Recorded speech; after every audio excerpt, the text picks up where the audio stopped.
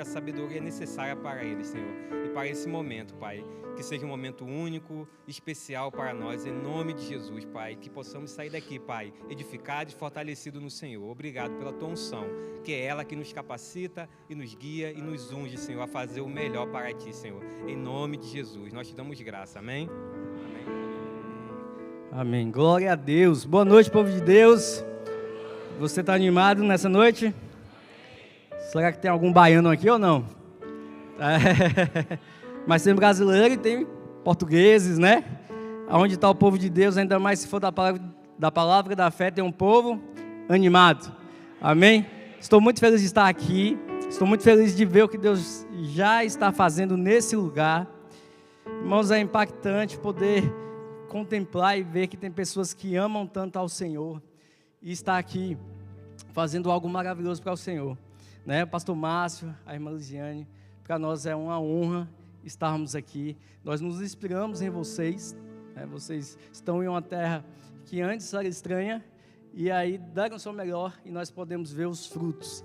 Nós nos inspiramos em vocês, um casal de jovens pastores, né? Muito bonitos, né? Eu achei que só meu pastor era bonito, né? Mas vocês têm um pastor aqui bonitão, bem jovem, né? Amém! Ó, ele disse 2 horas, viu? Só estou vendo 40 minutos. Eu sempre digo, não fala isso para um professor.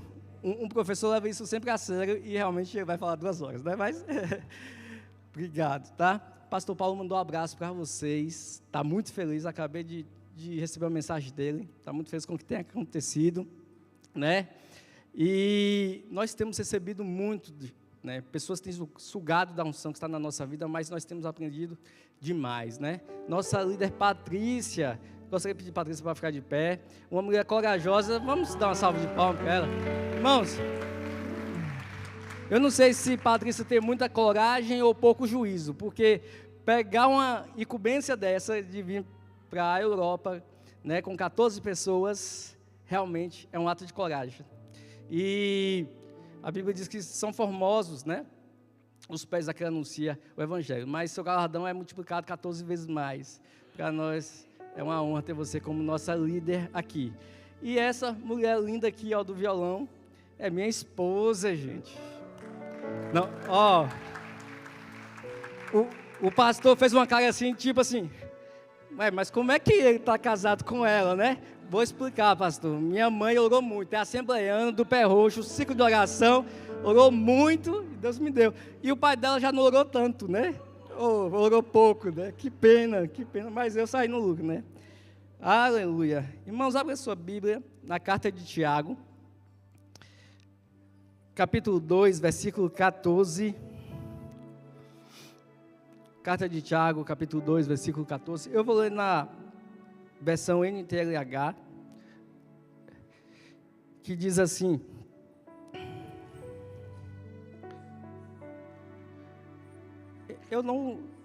eu prefiro eu ler mesmo aqui, tá? Mas se os irmãos...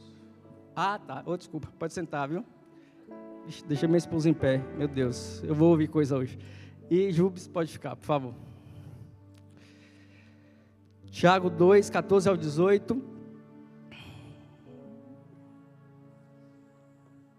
Tiago 2, 14 ao 18. Irmãos, eu estou com muita expectativa. Deus colocou uma mensagem no meu coração ainda hoje, né? Eu cheguei e ainda estava terminando essa mensagem que Deus trouxe ao meu coração e eu creio em coisas maravilhosas que Deus vai fazer aqui. Tá? Tiago 2,14 diz: meus irmãos, que adianta alguém dizer que tem fé se ela não vier acompanhada de ações?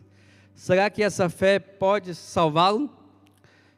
Se vocês não lhes dão o que eles precisam para viver, versículo 15, por exemplo, pode haver irmãos ou irmãs que precisam de roupas e que não têm nada para comer. Se vocês não lhes dão o que eles precisam para viver, não adianta nada dizer. Que Deus os abençoe, vistam agasalhos e comam bem. Versículo 17, portanto, a fé é assim, se não vier acompanhada de ações, é coisa morta. Mas alguém pode dizer, você tem fé e eu tenho ações? E respondendo, então me mostre como é possível ter fé sem que ela seja acompanhada de ações. Eu vou lhe mostrar a minha fé por meio das minhas ações. Amém? Feche os seus olhos. Pai, nós te damos graças, Senhor, por tudo que o Senhor já tem feito nesse lugar. Pai, nós sabemos que esse povo é o povo da fé e um povo bem alimentado. Mas nós também gostaríamos de contribuir com algo novo que vem do próprio Senhor. Por isso, de uma forma, Senhor, individual, toque em cada coração, abrindo os olhos e revelando Jesus. Pai, como Ele deve ser visto e tem sido visto, em nome de Jesus. Amém. Amém, irmãos. Irmãos, quando me falaram que o tema ia ser fé, eu fiquei muito feliz, porque é um tema que eu gosto muito. E eu sei que estou diante de um povo de fé. Estou diante de um povo que tem feito essa fé funcionar. Basta nós olharmos, né, em volta, nós estamos vendo fruto de fé. E isso é muito bom. Né? Nós sabemos que existe 4 tipos de fé, nós aprendemos isso, né, no Rema, na escola bíblica.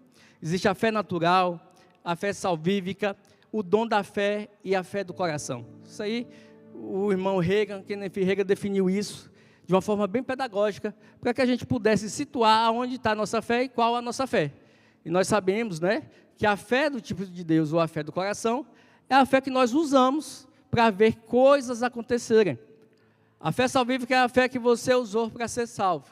Então, relacionado à fé do coração, eu gostaria de destacar alguns pontos, e principalmente o ponto que Tiago ele traz aqui quando ele escreve: olha, você tem fé?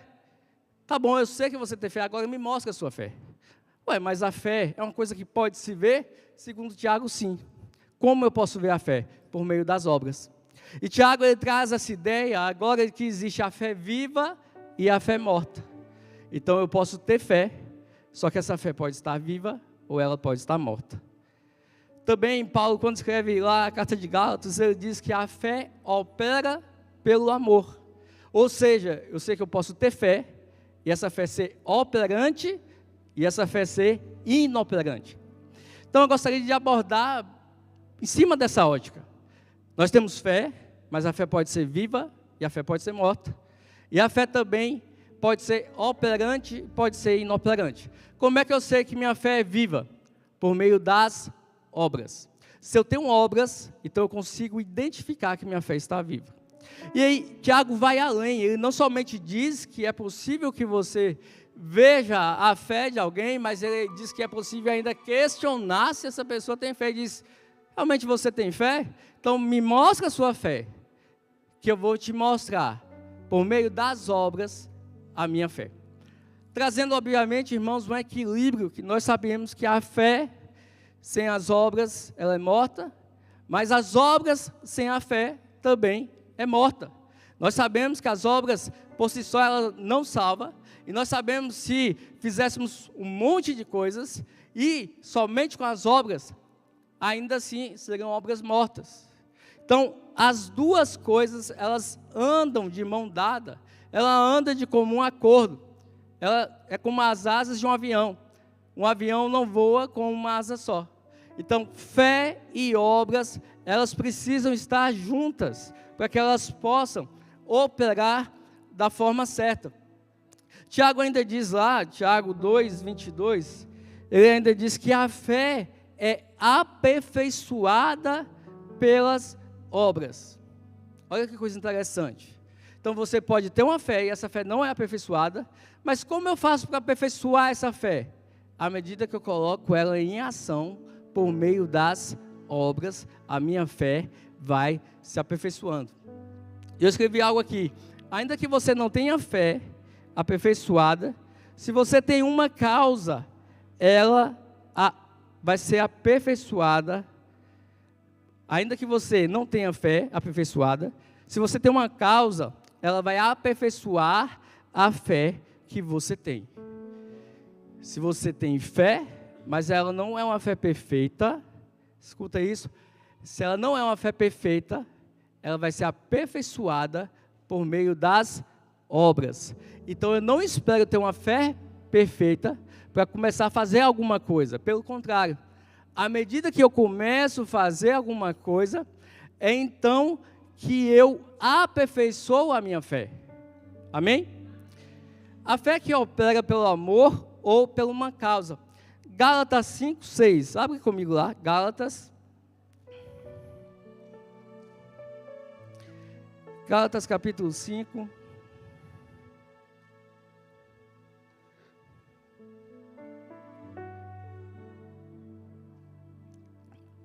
Versículo 6 diz: porque em Cristo Jesus, nem a circuncisão, nem a incircuncisão tem efeito algum, mas sim a fé que atua pelo amor.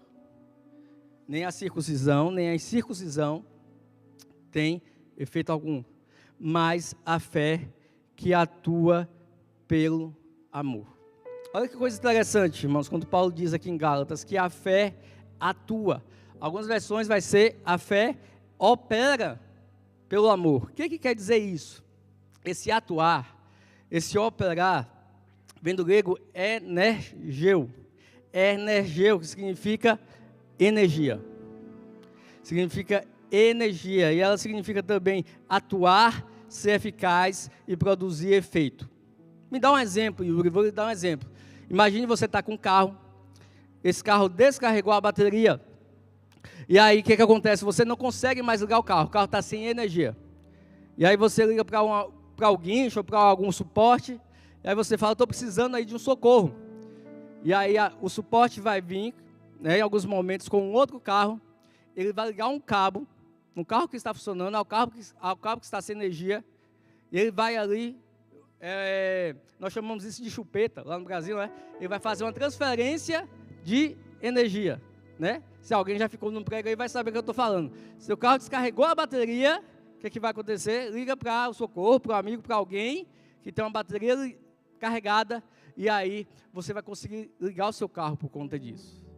Então, a Bíblia está dizendo que se você tem uma fé que está sem energia, você precisa do amor para dar energia à sua fé. Olha que coisa interessante. A fé opera pelo amor. O amor produz energia à fé. Que amor é esse? Esse amor é o amor ágape. O que é o amor ágape? Amor ágape é o amor sacrificial. O amor sacrificial. Eu estava orando esses dias, eu falei, Senhor, para mim essa palavra é esse entendimento é um pouco abstrato. Tem o amor filéu, tem o amor eros, o amor estrógeno e o amor ágape. Mas o amor ágape, amor sacrificial é meio abstrato, eu não consigo visualizar isso, eu não consigo entender isso. E como eu falei, eu sou professor, eu preciso explicar as coisas tendo alguma ilustração. E ontem, quando Deus me deu essa mensagem, eu estava no banheiro e Deus me trouxe essa ideia. Ele disse, o amor ágape é o amor quando você tem uma causa por ela.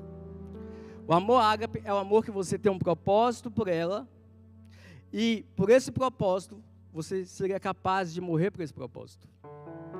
Por isso que fala amor sacrificial. Amor ágape. Deus amou, Deus ágape, o mundo de uma tal maneira que deu seu Filho unigênito. Todas as vezes que você vê amor ágape, vai existir sacrifício envolvido. Então entenda o seguinte, como eu sei e como eu posso ter um amor ágape? Eu posso ter um amor ágape quando eu encontro uma causa pela qual eu morreria por ela. Martin Luther King, ele disse, se você não achou uma causa pela qual vale a pena morrer, você ainda não achou a razão de viver. Se você não achou uma causa pela qual vale a pena morrer, você não achou a sua razão de viver. Então, Paulo diz em Gálatas que se você quer uma fé energizada, efetiva, operante, você precisa encontrar uma causa pela qual você daria a sua própria vida. Uma causa que é maior do que você mesmo, é maior do que você tem, é maior do que você possui, é maior do que você consegue imaginar. E por amor a essa causa, você seria capaz de tudo. E talvez isso esteja faltando em muitos de nós. Sabe, eu também anotei aqui, ter fé e não ter propósito é como dirigir uma cidade desconhecida sem um GPS. Ter fé e não ter propósito é como você dirigir uma cidade desconhecida sem o GPS. Você pode até sair do lugar, mas você não vai conseguir chegar ao seu destino. Não se trata somente de você sair do seu lugar. Se trata de você chegar a um destino. E que destino é esse? A causa que Deus tem para você. A causa e o propósito que Deus estabeleceu antes da fundação do mundo. Propósito. O que é a causa? Quando esse propósito se encontra comigo e eu me encontro com Ele. É quando Deus fala, é hoje que vai acontecer. É quando Deus olha toda a sua trajetória e você também olha toda essa trajetória, assim como foi na vida de José. Foi vendido pelos irmãos, tornou-se escravo, depois foi preso. Só que chega um tempo que o propósito, ele se torna uma causa. E essa causa, todos conseguem enxergar. Enquanto você não encontrar essa causa, a sua fé não vai ser eficaz. Por isso que a fé opera pelo amor, porque quando a gente começa a usar a fé sem ter uma causa, a gente vai usar a fé em benefício próprio. Quando eu não tenho uma causa, a fé que eu uso é para mim, é para meu benefício. Mas quando eu tenho uma causa, a fé que eu uso é em favor do reino de Deus. Satanás diz para Jesus, se tu és o Filho de Deus, transforma essa pedra em pão. Jesus tinha fé para isso, sim ou não? Tinha fé para isso. Mas Jesus disse, não só de pão viverá o homem, mas de toda palavra que sai da boca de Deus. Ou seja, isso não diz respeito a mim, mas diz respeito a uma causa que eu vim cumprir nessa terra. Isso diz respeito a uma causa que eu estou aqui para cumprir. Eu vou contar rapidamente um pouco da minha história, do meu testemunho. Em 2012, de 2012 até 2014, eu passei por uma depressão e entrei em uma crise existencial profunda. Nesse tempo, eu comecei a me perguntar, qual o meu propósito? Comecei a me perguntar, por que eu estou nessa terra? Eu comecei a me perguntar, por que eu estou sem um sentido de viver?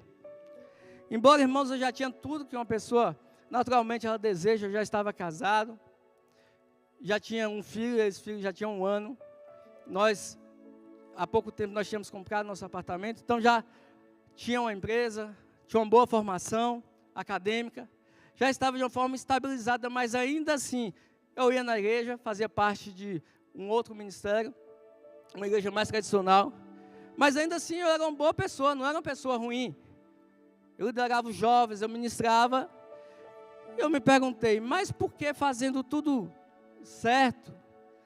Por que fazendo, aparentemente, já tendo tudo que as pessoas gostariam de ter, eu ainda me encontro nesse questionamento, eu ainda me encontro nessa crise existencial, eu ainda me encontro em depressão. Sabe, isso perdurou por 2 anos, 2 longos anos, que minha esposa me acompanhou com isso. Para você ter uma ideia, eu acordava de manhã, eu me preparava para ir trabalhar, tomava banho, e aí logo em seguida vinha um mal-estar, e aí eu não tinha forças para ir trabalhar. Eu tinha ânsia de vômito e fazia vômito, então eu voltava para dormir, porque quando eu dormia, essa dor que existia dentro de mim aliviava, e aí eu ia acordar meio-dia, é quando eu arrumava forças para conseguir fazer alguma coisa durante o dia. Isso aconteceu por 2 anos, todos os dias, dessa mesma forma. Dessa mesma forma, eu não encontrava um sentido para a minha vida. Eu tinha uma pergunta, eu queria a resposta de uma pergunta que nem eu sabia que eu tinha. Eu precisava de alguma resposta, mas não sabia nem fazer essa pergunta que eu tinha. E aí, eu procurei algumas coisas que pudessem preencher isso. Né? Eu fui atrás de novos cursos. Falei, não, deve ser, eu vou estudar mais, eu preciso estudar mais. Então, vou fazer mais cursos. Comecei a fazer mais cursos e nada. Eu já sei, eu falei, eu vou fazer uma nova faculdade. Eu terminei minha faculdade, o período foi bom, então eu falei, eu vou fazer uma nova faculdade. Entrei para a faculdade de Engenharia Civil. E um belo dia eu estava sentado lá, vendo uma aula, uma disciplina, e o Espírito Santo falou, o que você está fazendo aqui? Quem te mandou estar aqui? Eu simplesmente peguei minhas coisas e voltei para casa. Já estava um semestre todo pago. Meu pai fez questão de pagar essa faculdade para mim. E ainda assim eu me perguntava aonde eu posso encontrar a razão ou sentido do meu propósito. E eu entrei também no processo de anedonia, que é quando você perde o prazer pela vida. Eu me lembro que uma vez eu fui com minha família a um hotel na cidade de Ilhéus, uma praia linda, um hotel muito bom. Passei uma semana lá e nessa uma semana eu fiquei uma semana dentro do quarto. No máximo que eu fazia era sair do quarto, minha esposa trazia o café da manhã, mas eu não fui e nem pisei os pés na areia e nem na água. Uma semana, minha esposa do meu lado, meu filho e eu nessa situação.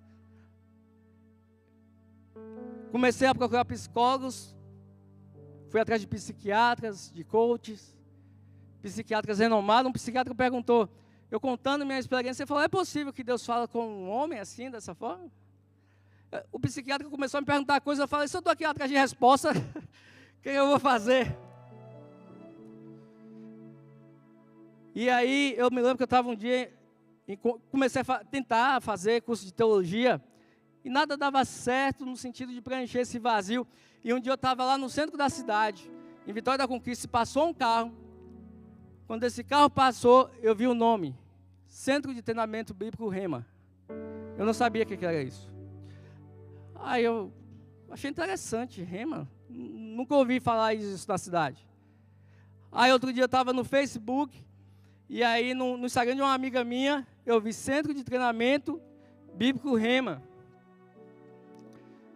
E aí eu falei, eu vou nesse lugar. Tirei uma foto, fui até esse lugar. Quando eu cheguei lá, Leilane, a esposa do pastor Paulo, me recebeu. Eu falei, me fala sobre esse curso. Ela disse, é um curso muito bom, você vai gostar, você não vai se arrepender de fazer. Eu falei, me mostra o material. Quando ela mostrou um módulo fino, desse tamanho. Aí eu perguntei, mas cadê a disciplina de hermenêutica, de hebraico, homilética? Desse tamanho, o módulo, eu acostumado com livros bem grossos da faculdade. Eu falei, não vai ter muita coisa nesse módulo desse tamanho, não. Ela disse assim, já era no último dia da primeira disciplina, mas a última oportunidade. E Leilane falou assim comigo, faça que você não vai se arrepender. Mas eu olhei, eu não tinha nada a perder. Então eu falei, eu vou dar uma chance para esse curso. E aí quando eu comecei o primeiro dia, eu ouvi dizer, você não é servo devedor, você é filho de Deus. Você é justiça de Deus. Eu falei, você é curado, você é próspero. Eu falei, mas que povo feliz é esse? Esse povo tem alguma coisa de errado.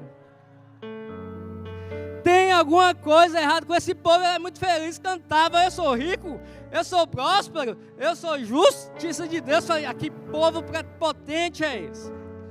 Eu já sei, vou pegar numa falha. E em casa eu tinha livro de hebraico, tinha livro de grego, tinha umas 5 versões de Bíblia, chegava 10h30, tomava um café, e aí então eu começava a ler todas as versões. E começava a ir para o original e falava, meu Deus do céu, por que ninguém nunca me contou isso antes? Quando eu vi que era justiça de Deus, eu falei, não, como é que isso é possível? Eu, justiça de Deus, pobre, miserável, cego, nu, bichinho de Jacó, ser justiça de Deus. E estando vós assentados juntamente com ele nas regiões celestiais, em Cristo Jesus, eu falei, não é possível. Eu acho que Deus mal nos vê quando a gente está orando. E agora eu estou assentado juntamente com Deus. Irmãos, eu ia para a segunda aula. Eu dormia todas as vezes que tinha aula, 2 da manhã, 3 da manhã, para comprovar. E aí eu chegava para o professor e perguntava. Chegou um tempo que as disciplinas chegavam, eu não sei o que acontecia, mas eles olhavam meu crachá para ver. Eu acho que eles falavam, né? Tem um menino perguntador lá que vai te perguntar um monte de coisa. E eu começava a perguntar. E os professores com tanto amor iam respondendo. As perguntas que eu não sabia formular foi começando a surgir, mas juntamente com elas as respostas. E aí eu fui descobrindo que eu era justiça de Deus, que eu era uma nova criatura em Cristo Jesus, que eu era próspero, redimido. E aí eu me apaixonei pela palavra do Senhor. E aí eu me apaixonei, mas não foi pouco não. Eu me apaixonei com as forças mesmo. Eu me apaixonei com toda a minha força. Com todo o meu ser, com todo o meu entendimento, a minha mente. o meu espírito, o meu coração se voltou para a palavra, de uma forma que a palavra era a única coisa que eu conseguia ver naquele tempo. Meus pais ficaram assustados, falaram, que seita é essa, pelo amor de Deus? Esse menino não deixa de ler o livro. Meu pai falava, você vai estudar para um vestibular? Aí você fica lendo, estudando. Eu lembro que uma vez eu peguei uma mala, ia para casa da minha irmã, eu botei 2 mudas de roupa e botei uns 10 livros do Rema, assim, escondi. Eu falei, ninguém pode ver, porque senão vai achar que eu estou doido. E levei para a casa da irmã e ia estudando a palavra. A minha família agora achava que eu estava doido. Tem Snaia porque ela me acompanhou na época também. Essa é a confirmação, né? Que ela também achava. E aí, esse menino entrou numa seita, que é a seita do G12. Minha esposa foi até o pastor Paulo dizer, chorando, ela chorou, né? Pastor, o que estão fazendo com meu marido? A família dele está achando que ele está doido. Porque ele só quer saber de Bíblia, de ler. Para piorar ou melhorar a situação, eu fazia rema segunda, quarta e sexta. E aí eu me envolvi com os irmãos do monte. E aí ia para o monte terça e quinta. Então, segunda, quarta e sexta rema, terça e quinta monte. Chegava em casa terça e quinta, 3, 4 da manhã. Quando acordava eu ia para o cliente assim, com os olhos inchados. Uma vez a cliente perguntou, que reggae é esse que você está curtindo aí? Eu falei, é uma reggae muito doida. Terça e quinta, monte. Segunda, quarta e sexta, rema. E me alimentando da palavra. E comendo minha palavra. Eu encontrei uma causa pela qual eu morreria por ela. Eu encontrei uma causa. Irmãos, e quando eu comecei a ouvir, você tem que ser próspero. Ah, não, eu falo, vou ser próspero. Eu comecei a dar tudo que eu tinha. Eu dei terno, eu dei livro. Aí o livro eu fui buscar de novo, mas o terno eu deixei, dei terno. Deu um monte de coisa, deu um celular, tinha uma mulher cega, pastor. E eu vi essa mulher cega, e eu tinha um celular de última geração na época, ainda não tinha a tecnologia que tem hoje, mas o celular tinha comando de voz. Aí eu falei, ela precisa mais do que eu dei. Aí minha mãe, no outro dia, foi buscar e falou, ele está com um problema na cabeça, então levou. Eu tenho uma irmã psicóloga, eu disse, Sara, ela tem psicologia, mestrado, eu falei, o povo está achando que eu estou doido. Me ajuda, ela falou, mas tu também não disfarça.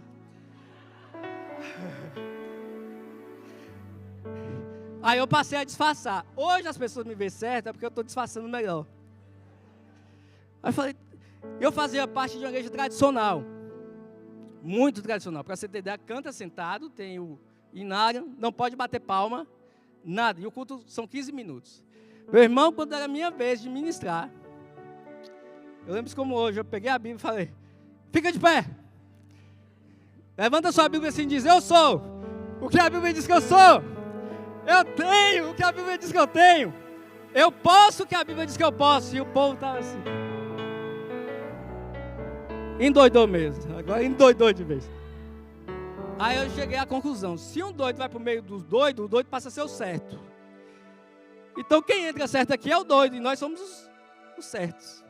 Se um certo está no meio dos doidos, ele está errado. Então eu arrumei um monte de gente doida assim, que acreditava na mesma coisa que eu, para a gente ser certo junto, né?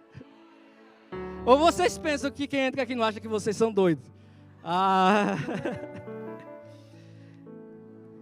E aí, irmãos, foi tão intenso esse amor, que um dia a gente tinha um projeto social, ia passando um homem na rua assim, meio que numa favela, e esse homem falou, você pode orar por mim? Eu falo, só se for agora. Não, mas é lá em casa, vamos. Eu fui com esse homem, nunca tinha visto na vida. Quando chega na casa desse homem, era uma boca de fumo. Tinha umas 12 pessoas fumando crack, cocaína, caída ao chão. E esse homem falou, eu estou aqui, morando aqui, você pode orar por mim? Eu falo, não só por você, mas por todos. Vamos orar, gente. O dono dessa boca de fumo era ex-presidiário, tinha um facão desse tamanho, chamava Pato Roco, estava lá. Eu falei, vou orar um por um, orei um por um. E depois eu lembro dos irmãos do monte. No outro dia eu chamei os irmãos do monte, que eu chamo de BOP, levei lá para terminar a oração. E aí eu passei a viver isso de uma forma tão intensa, que eu fui entendendo ao longo do tempo, obviamente, houve alguns exageros, sim. Mas como eu falei, a fé é aperfeiçoada pelas obras. É melhor você fazer alguma coisa com uma fé sem estar perfeita, até que ela se torne perfeita, do que você não fazer nada. E aí eu botava em prática tudo aquilo que eu aprendi no Rema, tudo, absolutamente tudo. E aí, um ano depois dessa intensidade toda, minha esposa, uma hora me via caído, agora me via intenso. Mas ela se rendeu também, ela fez o Rema no 2º ano. Ela viu que não era uma seita, tá? Não é seita. Amém, graças a Deus por isso. E aí então, eu entrei, depois de um ano, em um outro processo. Eu tive uma doença incurável, chamada blefaroespasmos. Meus olhos se fecharam. Satanás estava vendo com que velocidade eu estava andando, e ele tentou me parar com essa doença. Só que, mediante essa doença, é uma doença que é uma cegueira funcional. Ou seja, você não está cego, seus olhos estão funcionando, mas suas pálpebras fecham, com movimentos involuntários, e aí você não consegue ler. Você não consegue fazer coisas como dirigir.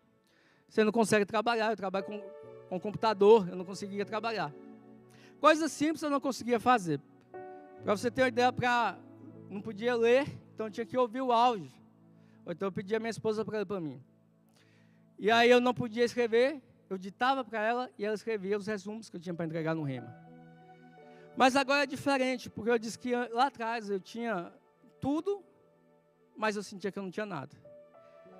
E agora eu estava perdendo muitas coisas, tive que fechar minha empresa. Nós precisamos vender nosso apartamento. Só que agora, mesmo perdendo algumas coisas, eu sabia que eu tinha tudo. Irmãos, essas coisas não me abalaram um minuto sequer. Sabe, a situação piorou um pouco. Eu falei, eu vou me aposentar. E aí, com a aposentadoria eu vou ajudar. Fui até o INSS, marquei a perícia. No dia da perícia, o Espírito Santo falou comigo, você não vai se aposentar. Porque não é isso que eu tenho para você. E eu colocava a palavra que eu tinha recebido no Rema em prática, todos os dias. E nesse dia, o Espírito Santo falou, vamos dar uma volta. Eu saí perto de casa, caminhava com uma certa dificuldade, mas ainda assim eu saí. E aí ele me levou até a casa de um pastor que morava perto da minha casa, um quarteirão. Ele falou, entra aí. E eu comecei a conversar com aquele pastor. E Deus usou aquele pastor para ministrar a cura sobre mim. No outro dia eu amanheci com os olhos abertos. Sabe, eu tinha ido no hospital português, eu tinha ido atrás de especialistas, neurologistas. Eu tinha buscado tratamentos. Existia uma forma de tratamento que eu fiz e não deu resultado. Foi até um pastor, não é da palavra da fé, ele foi na minha casa, me viu naquela situação, me viu tocando violão e falou, você, tocando violão, eu conheço um maestro que é cego. E aí, quem sabe, Deus tem um propósito com você na minha vida. Eu falei, epa! Aqui não que eu sou remado. Eu sou curado, eu sou sarado, eu sou livre. Isso é apenas uma fase que vai passar. Eu perguntei para minha esposa, você teve a chance de sair, né, pro lado do barco, ó, ir embora. E ela permaneceu firme. Nós permanecemos firmes na palavra, irmãos. E eu falei, eu não vou contar para ninguém que meus olhos estão abertos, esperar mais um pouco, um dia, 2 dias, 3 dias, uma semana. Aí eu contei para os meus pais, eles ficaram muito felizes. E até hoje, 10 anos depois, ó. E o anjo era tão bom que abriu meus olhos e me deixou mais bonito. Porque se tu vê uma foto minha de antigamente, eu era judiado. Esse anjo foi especialista, né? E eu me vejo como aquele jovem rico. Eu me vejo como aquele jovem rico. Billy Graham fala algo interessante.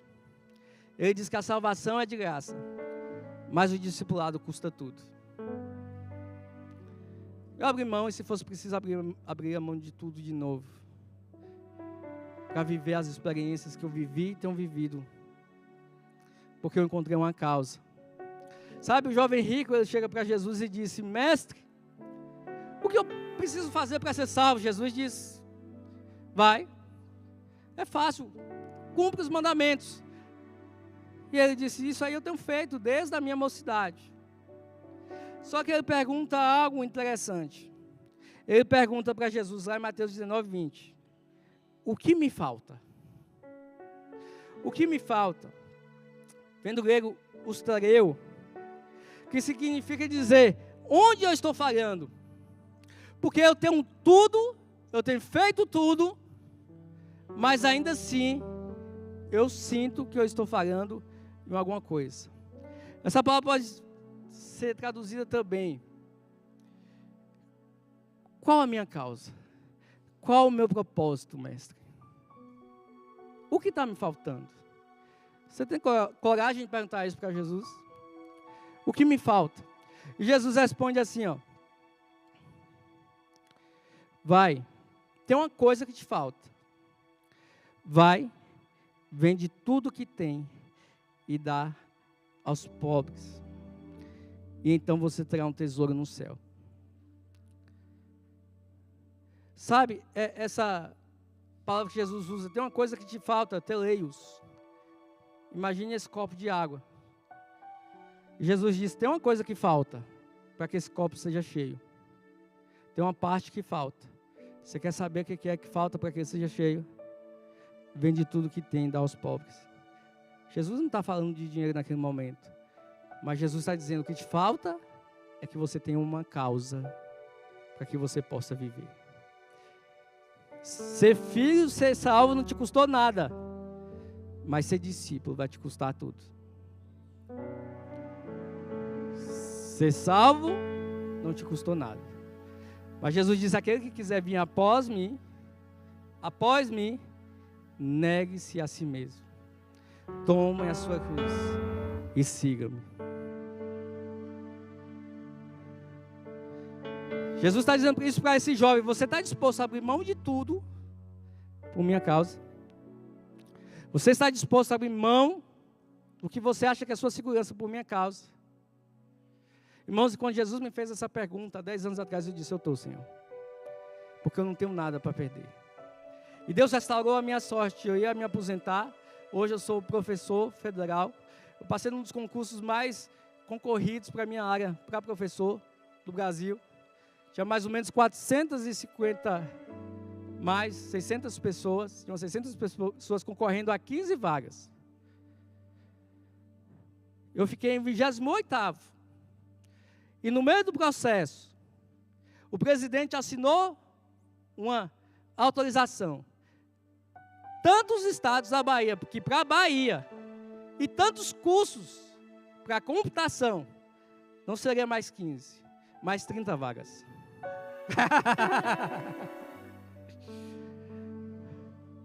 Deus sabe o telefone do presidente, irmãos. Ele sabe o telefone do governador. E se você tem média com o papai, meu irmão, se você é justiça de Deus, aleluia, aleluia. Lembra que eu disse que eu não podia ler e escrever? Eu ia para o Rema levar meus resumos. E Fernanda, né, a mãe de Duda está aqui com a gente, Fernanda, ela pegava aqueles resumos e lia. Meu Deus, Júlio, você vai escrever um livro. Ela fazia isso quase com os olhos cheios de lágrimas. Eu estava com o olho fechado. Quem escreveu foi minha esposa, eu editava. Ela disse, você vai escrever um livro. 10 anos atrás. 10 anos atrás. Aleluia.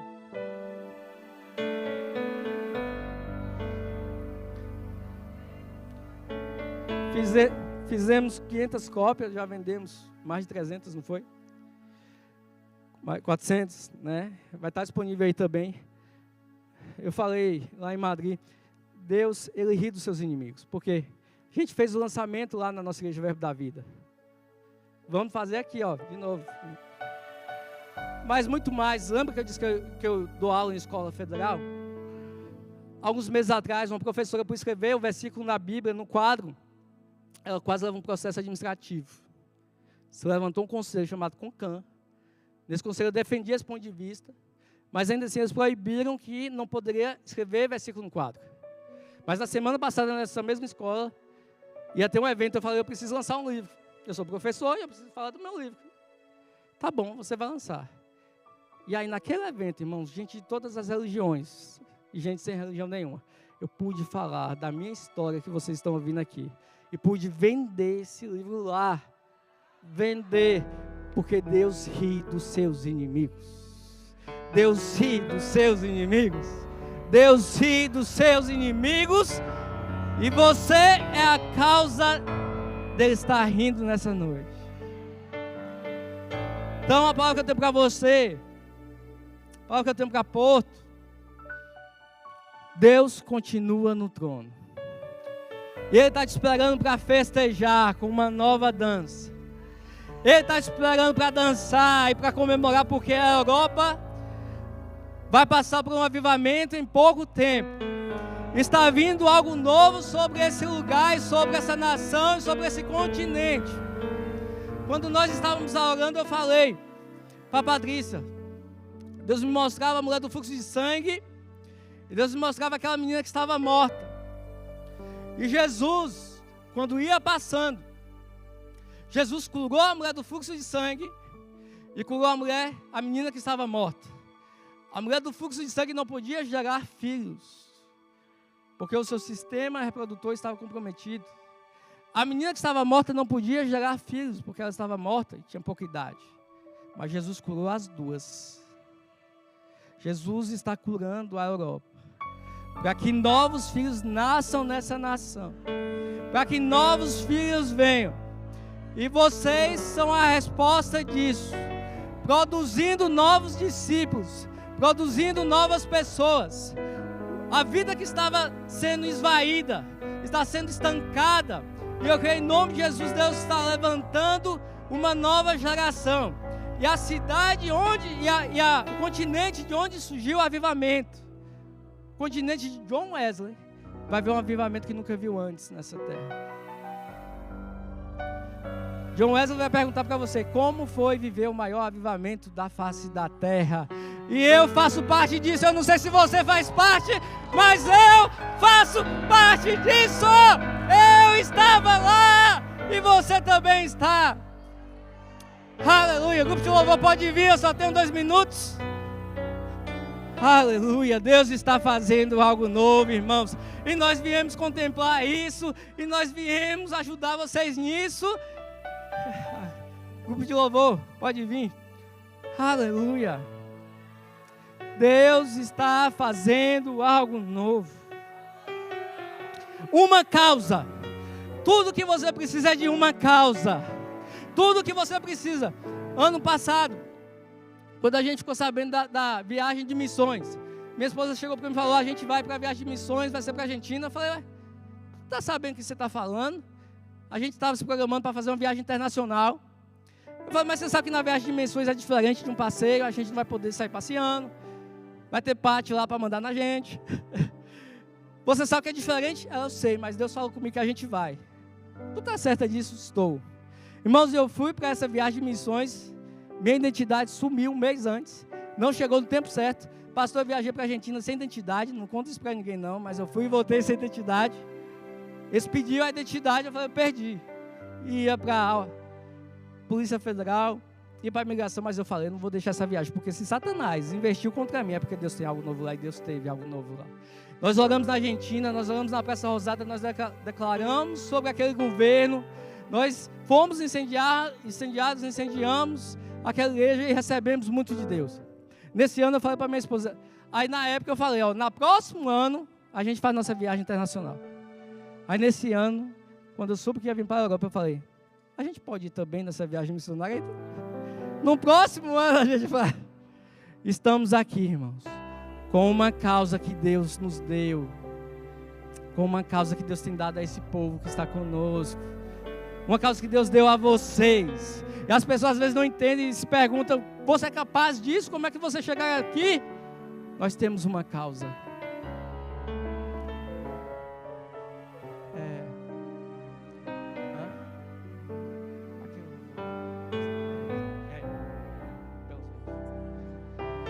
Aleluia. Já passei do meu tempo, mas o louvor vai cantar um louvor velozmente. Velozmente, velozmente, velozmente. É o que Deus vai fazer nesse lugar. Colocar asas nos pés. Deus estará colocando asas nos pés de vocês. Asas nos pés. Asas nos pés.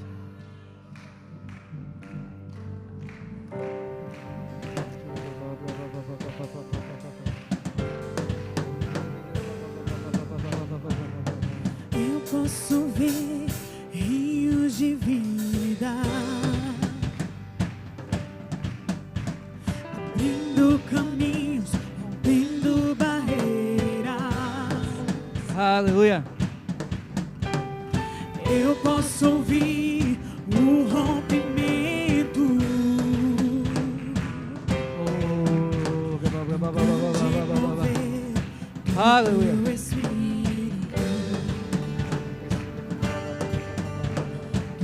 de mover o Espírito. Esse é o tempo de aceleração.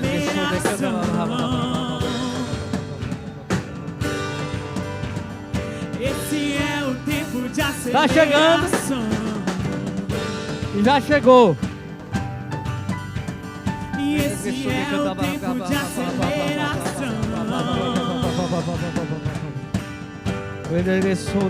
E esse é o tempo de aceleração.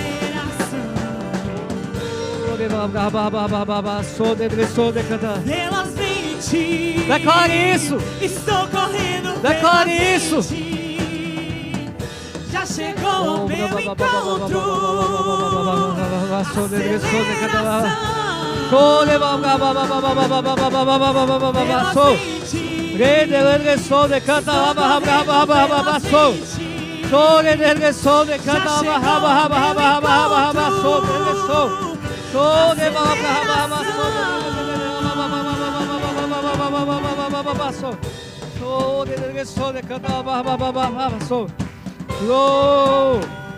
Escute o som que está vindo dos oceanos.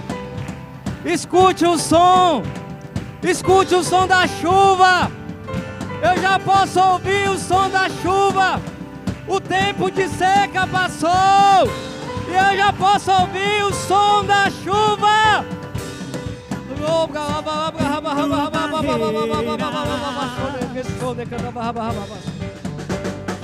Eu posso ouvir o rompimento.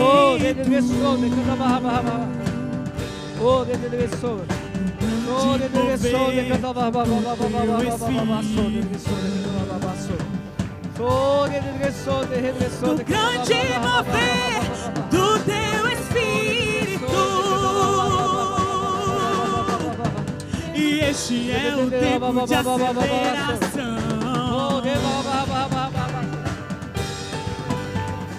Esse é o tempo de aceleração. Aleluia.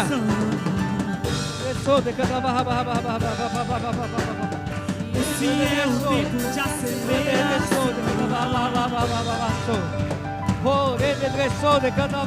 Esse é o tempo de aceleração.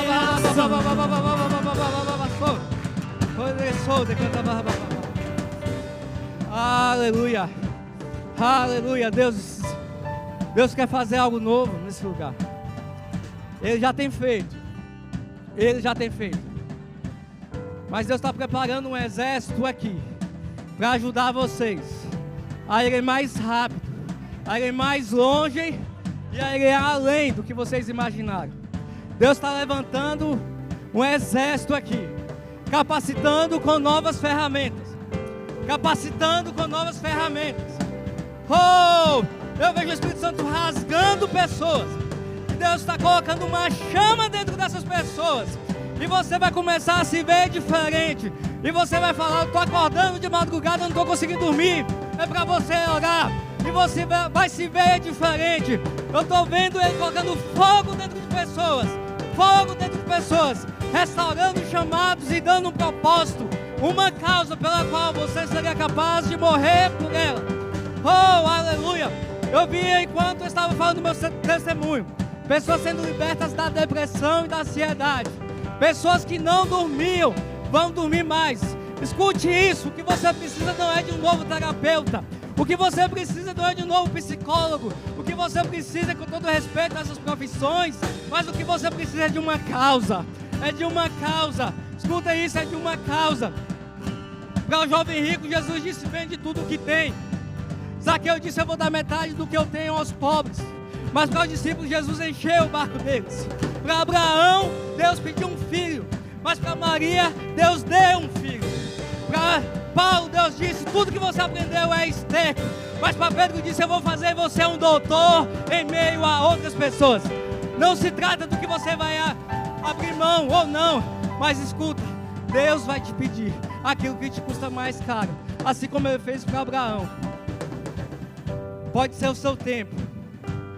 Pode ser o seu tempo que é mais precioso. Pode ser o seu orgulho. Pode ser aquilo que você conhece. Pode ser ir no orfanato. Pode ser visitar um presídio. Pode ser numa escola. Pode ser estudar para um concurso. Pode ser aprender um novo idioma. Mas o Espírito Santo vai te chacoalhar e vai te dar uma causa pela qual você seria capaz de morrer por ela. Oh, aleluia! Aleluia! Aleluia! No hotel hoje de manhã, eu fui na maquininha de café. E aí eu peguei um copo e botei nessa maquininha e apertei o botão. E aí esse copo foi enchendo. E aí o café começou a derramar. Falei: meu Deus do céu, tá derramando café, e agora? E agora tá derramando. Fui pegar, não podia porque tá quente demais. Eu não pude conter o café que estava derramando. O café derramou para um lado, para o outro. Lembra o que é teleus? Completar. E Deus vai transbordar na sua vida. A Bíblia diz que a natureza espera a manifestação dos filhos de Deus. Existem pessoas lá fora esperando você encontrar essa causa para ir até elas. Em Madrid, pessoas de várias nações receberam Jesus, venezuelanos, nigerianos receberam Jesus. A gente estava caminhando, uma brasileira veio até nós e falou: de que igreja vocês são? Viu o versículo? Ela falou: eu sou uma missionária, eu estou desviada. E o pastor chamou: vem jantar com a gente. E ela foi jantar com a gente. Nós olhamos para ela, voltou para Jesus e ela disse: eu tive uma visão. Eu vi um campo florido, o nome dela é Ingrid. E eu volto para Jesus nessa noite. Jesus me restaurou. Deus está fazendo algo novo. E você vai transbordar. E se você não for por conta própria, eu vou te sacudir. Você vai te considerar, mas que vai. Que eu vim de muito longe para você sair da mesma forma que você entrou, irmão. Oh, aleluia. Chama ela, por favor. Aleluia. Quando eu estava hoje, e quando eu escrevi essa palavra teleus, que significa completar o que estava faltando, veio a sua imagem. Deus está completando algo que faltava, até transbordar. Deus está completando algo novo em sua vida. Deus vai fazer mais do que você imaginava ou pensava. E está despertando algo novo. Algo novo. Deus está despertando algo novo. Deus está despertando algo novo. Toca nela, em nome de Jesus. Nós liberamos sobre você uma nova unção. Uma nova unção. Uma nova unção. Vindo sobre você. Em nome de Jesus. Eu libero mais de Deus. Mais do sobrenatural de Deus. Mais do sobrenatural de Deus. Mais. Mais.